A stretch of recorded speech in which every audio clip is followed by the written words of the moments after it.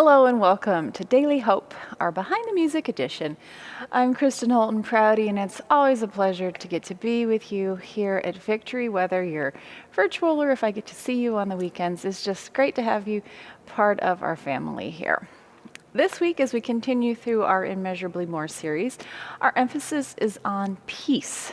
Now, one of the hymns that I selected for this weekend in worship is What a Fellowship, What a Joy Divine. You might know it as Leaning on the Everlasting Arms. So I started to research this hymn because I didn't know anything about it.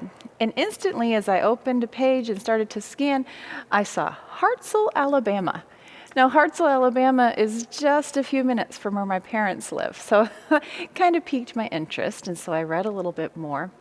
It turns out that there was a man named Anthony Showalter, and he was the principal of a music school in Holton, Georgia, and he was a huge proponent of gospel music, and he wanted everybody to sing, and that he really had a heart for teaching people to sing.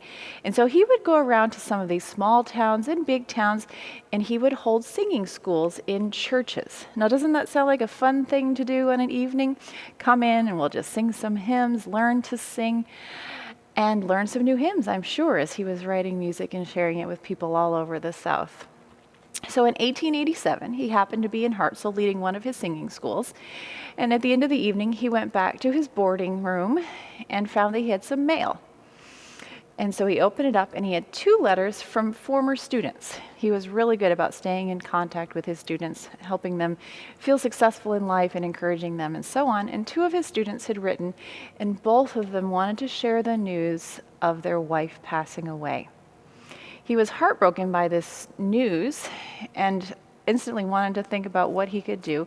And as a hymn writer and a musician, he instantly turned to music. He composed the line, leaning on the everlasting arms, leaning safe and secure from all alarms. And he wrote these in little notes and he sent them off to his students to try and share some comfort from a distance. This was before the days of picking up your cell phone and FaceTiming someone.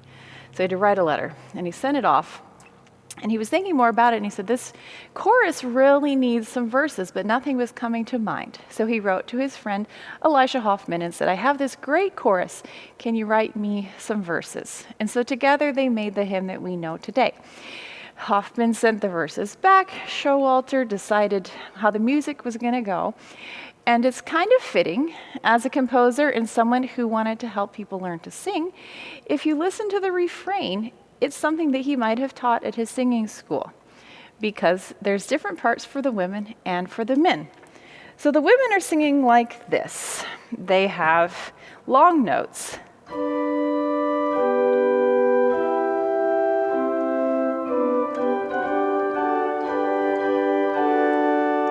But if you were a tenor or a bass, you'd be singing different words, more rhythmical words. Leaning on Jesus, leaning on Jesus. This is the men's part.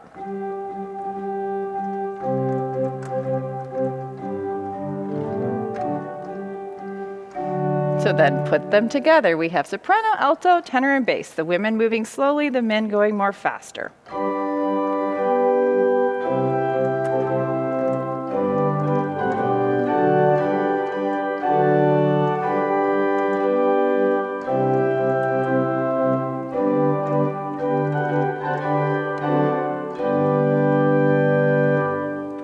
I'm sure you know this hymn. It's a great one and really fun to sing.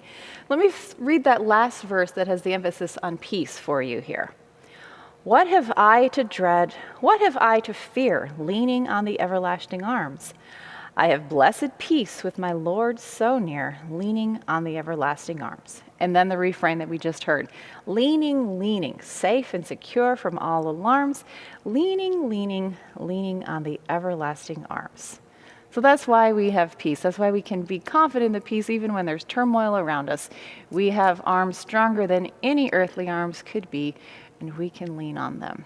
So I hope you enjoy this song. I hope you sing really well, maybe even burst into parts, pretend we're at an old singing school, and just really enjoy the peace that we have in Christ. I'll see you next time.